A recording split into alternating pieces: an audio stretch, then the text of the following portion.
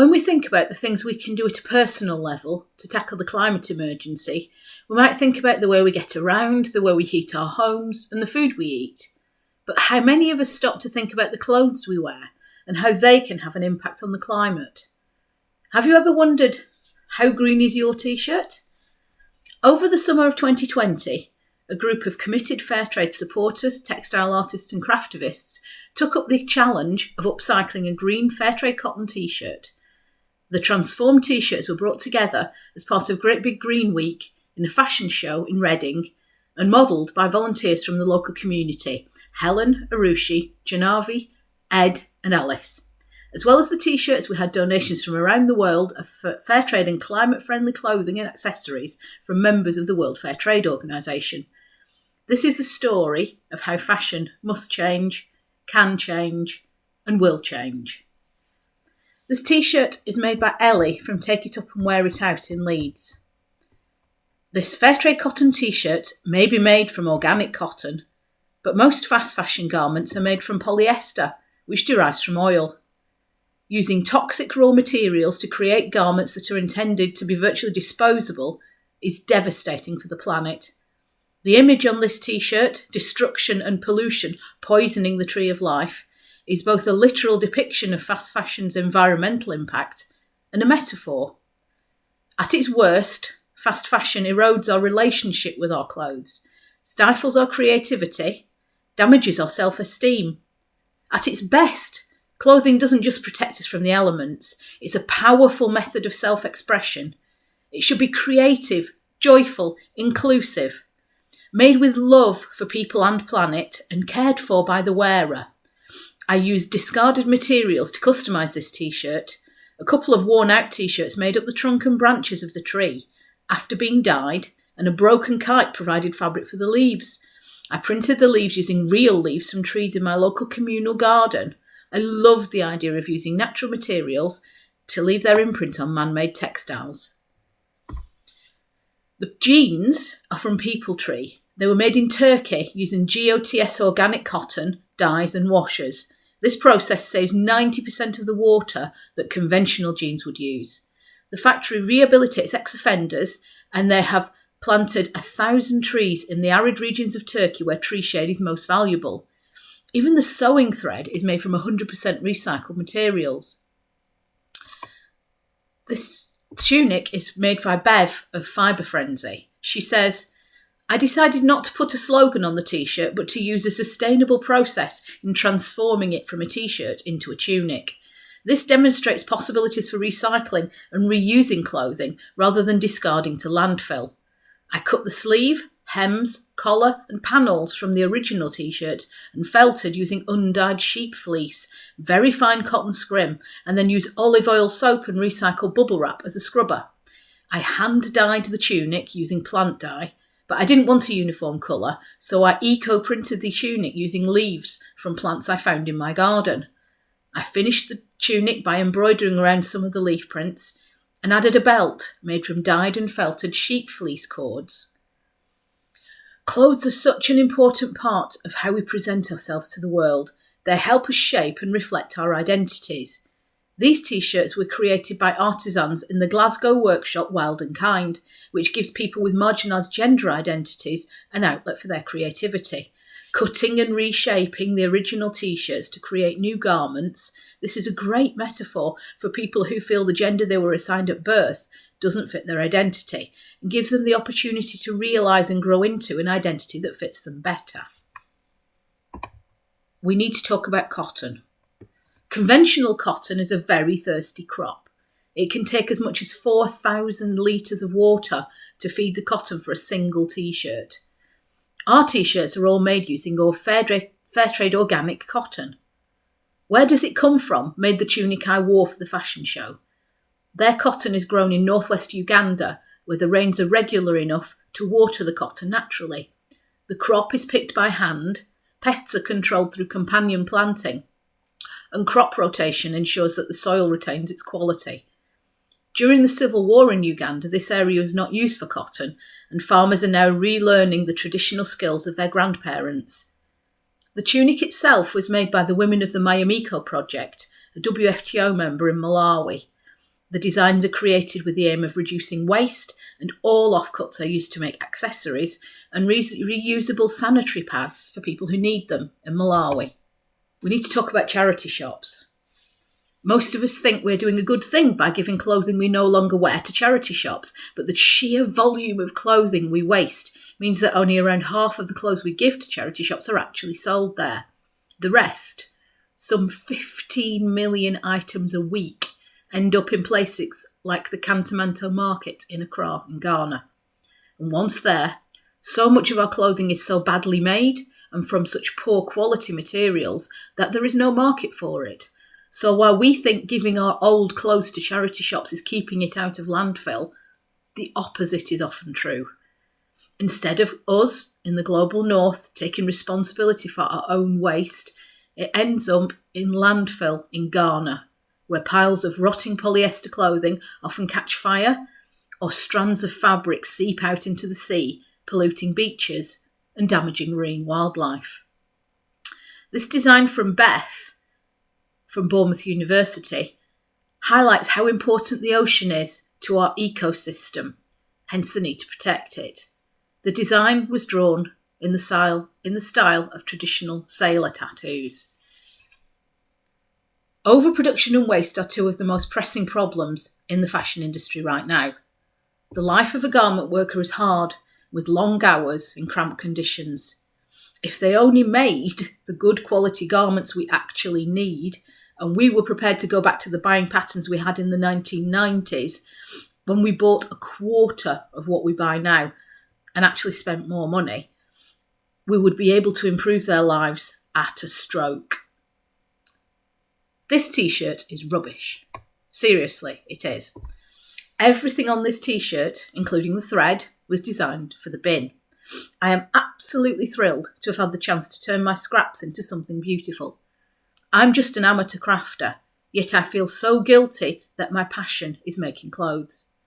I'm so aware how awful the fast fashion industry is in terms of its environmental impact and the terrible exploitation of so many people across the globe. As my knowledge of this subject grew, I stopped buying fast fashion. And yet many of the concerns about fast fashion apply to fabrics that you buy to sew with. The supply processes are so transparent, it's hard to know what you're buying.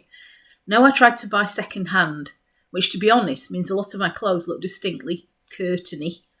My t-shirt is a comment on how we all need to reconsider the way we shop if we're to stand any chance of solving the climate crisis. Not only this, but we need to consider how we obtain and use our resources and what we do with the waste. Anne Frank once said, "Where there's hope, there's life." I often think about this in relation to the climate and nature emergency. To me, hope is inextricably linked with love, and that's something that this t-shirt is full of. Dresses I've made for myself and my mum, shirts I've made for my dad, my husband, my brother. There are fabrics from my travels to Japan, Taiwan, Bali, India, Morocco, Germany. All this love was just going to be thrown in the bin, but has been given a second chance. If it inspires one person to think more carefully about their clothing choices, I'll be happy. Catherine's contribution is a two-piece, a t-shirt and a cape. The cape is covered in beautiful tropical-looking flowers. This material was a set of curtains which hung in her family home when she was 5 years old. So it's 45 years old already. The fabric has had another life, in fact many other lives. She says, "My brother built a wooden sewing box for my mum, which she covered in this fabric. I've covered a dining room chair with it, made a shopping bag out of it, made some bunting with it, and now made this cape with it. The cape represents the tree canopy. The pattern of the material represents the vivid beauty and dense lushness of the forest. The act of whipping off the cape to see the t-shirt underneath, adorned with a single tropical flower, represents deforestation and the loss of our green and wild spaces, eaten up by industry and capitalist greed." Charlotte from Twinmaid found this curtain of vinyl tape was being thrown out by contractors. As soon as she saw it, she knew it would look great, shimmering on top of the green t-shirt. Anne says, "My t-shirt is basically me repairing the damaged earth in the only way I know how, by knitting. In the last few years, I've become very passionate about dragonflies and I'm very aware of how fragile they are and vulnerable to the climate and nature emergency. I'm longing for a fairer, kinder, greener world.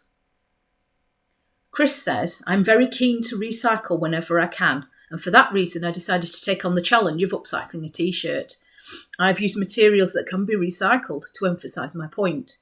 On the back, I was mindful of the theme for Fairtrade Fortnight 2021, Choose the World You Want. The words on the back of this t-shirt express the world that I want, a cleaner, greener, and ultimately fairer world. The Soroptist international movement is a women's global movement which started in 1921, which means it's celebrating its centenary. Soroptimists work to improve the lives of women and girls through awareness, advocacy, and action.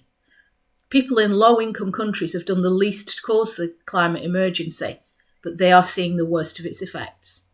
The majority of the world's poor are women. Our t-shirt illustrates the carbon footprint of plastic, about 6 kilos of carbon for every 1 kilo of new plastic created. The zigzag bag from WFTO member Yabal was handmade in Guatemala using a traditional backstrap loom. Again, all the dyes are from natural plants and minerals. The fashion industry is responsible for around 8% of global carbon emissions. It has a carbon footprint larger than the UK, France and Germany combined. The climate emergency is being faced by farmers, workers and artisans in the majority world, but they have done least to cause it. And while most of the consumers of fast fashion in high-income countries are white, most of the producers are people of colour in Asia, Africa and Latin America, but also in UK cities like Leicester, where we've seen factory owners exploit people of colour for whom English is not their first language. Colonialism has a long tail. The average person in Côte d'Ivoire has a carbon footprint 17 times lower than the average Brit. Because they are growing and making the products we buy, a significant amount of the carbon emissions from producers in low-income countries is actually ours. We need to take responsibility for it. Black Lives Matter. Natasha's t-shirt features an image of the globe on fire, with a harness made from a seatbelt reading, "Warning, there is no planet B. Proceed with caution." The Earth is in danger from climate change. We only have one planet, and through our actions, we are in danger of making it uninhabitable. Henry's t-shirt also features a globe, with a message that young people are the future of the environmental movement. Young women like Greta Thunberg and Vanessa Nakate are at the vanguard of climate activism, showing us the way to save our world by choosing to buy less, buy better, and make more conscious choices for people and planet. Young people like Sorsha and Aoife May, who created this outfit that can be worn 3 ways, featuring images of animals and the words, "Save us." The fashion industry is too fast and too unfair, but there is an alternative. While it's vital that we reduce the amount we buy and waste, reuse our clothing at least 30 times, and recycle and swap what we aren't using, instead of sending to charity shops, sometimes we do need to buy something new. And choosing a fair trade garment can make a real difference. This outfit features garments from 3 WFTO members. The shawl from Manos del Uruguay was made by Daniela, who lives in rural Uruguay. She made it on a traditional wooden loom using natural dyes. The colours are inspired by the indigenous culture of Charruas. The skirt is made by artisans from Sasha, who recycle fabric and ends of lines into brand new designs. The bag is from Mifuko. Unique, joyful and socially responsible, the perfect fusion of Nordic design with African handicraft, this bag was made by one of a strong team of women in Kenya using a traditional craft. This bag is from Craft Resource Centre, whose goal is to revive the dying art and craft of their region of India. These bags are made using the same skills traditionally used to make sitalpati mats from a grass native to Bengal and Assam. Since air conditioning became more popular, there was less need for mats to keep houses cool, so the skill was in danger of dying out. Now the same skills are used to create natural and environmentally friendly fashion accessories. This dress and coat are from WFTO member Twine, whose designs are created serendipitously, a happy accident. Using the Japanese philosophy of kintsugi, if an object has been damaged, then it has more of a history and should therefore be celebrated and highlighted rather than hidden or discarded. Garments which have colour fade or holes due to sunlight or accidental damage are upcycled with embroidery to create something new, unique and beautiful. Namaste Fairtrade is a member of BAFTS, Fairtrade Network UK. This outfit features a t-shirt and trousers, both with an elephant print. These gentle giants live in many of the countries in Asia and Africa where Fairtrade operates, and as they eat so much, they're often found in conflict with farmers. Fairtrade helps us find ways to support both people and planet, including the animals and plants who share our world. Barbara has created a skirt from bunting featuring the Fairtrade mark and paired her upcycled t-shirt with a floral shirt. Her t-shirt design also features a Fairtrade mark, as does this t-shirt from Joanna, who crocheted the mark onto a green heart as part of the Climate Coalition's Valentine's Day campaign. This is a prime example of how we can recycle our campaign materials for different campaigns that we do throughout the year. So the fashion industry is not working for people or planet, but there is hope. Helen from Fair and Funky has upcycled this t-shirt, and she says, where flowers bloom, so does hope. And on the back, little things change the world. The How Green Is Your T-shirt project is a fantastic example of how a group of campaigners, craftivists and citizens can collaborate to draw attention to problems in the world, and together we can find solutions. Anais made this dress from many individual t-shirts that were donated by friends and relations in order to demonstrate that complex change, in this case climate change, can only come about when communities come together. In the words of anthropologist Margaret Mead, never doubt that a small group of thoughtful, committed citizens can change the world. Indeed, it's the only thing that ever has.